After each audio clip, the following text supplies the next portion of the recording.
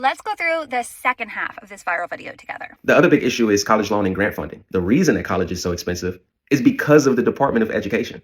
The Department of Education provides oversight and access, but they don't have anything to do with tuition prices. Since 1980, state funding for public colleges has dropped over 30% per student.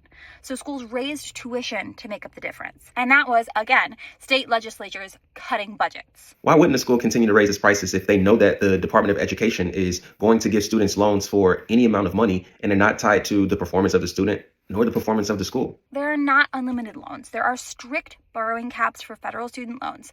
The Department of Education doesn't hand out blank checks. They administer a heavily regulated capped loan program. Removing the Department of Education will force colleges to lower tuition overnight because no students will be able to afford it otherwise, and those schools will go out of business. Source? I mean, if you take away federal loans, you don't magically make college affordable. You just lock out every low-income student. Colleges are businesses. They love capitalism. This sounds like saying, if we get rid of food stamps, every grocery store will lower prices. But they wouldn't. People would just go hungry.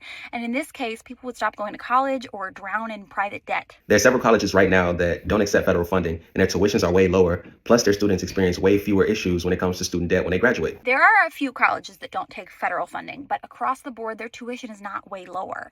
The most well-known example is Hillsdale College. It's a small private conservative school that refuses federal money so they don't have to follow civil rights laws like Title IX. Their tuition all in is $46,789. So affordable? Not to me. And here's the thing, these schools don't take federal funding, but they're funded by massive donor networks and ideological interest groups, very similar to private schools at the K-12 level, actually. There are also already states that have stepped up and started to offer student loans that are more affordable than what the federal government offers. So yes, we have real world examples of what this could look like without the Department of Education, and they seem to be effective. Millions of Americans rely on Pell Grants and federal student loan programs just to have a shot at higher ed.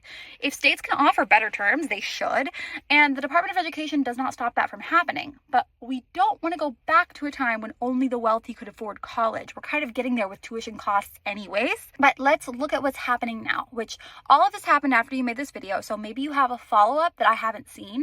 But Trump's plan to dismantle the Department of Education has led to chaos. Some schools are cutting grad programs, rescinding admissions, and even shutting down DEI centers, women's centers, and food banks. Others, like Columbia and the University of Pennsylvania, are losing hundreds of millions in research and student aid.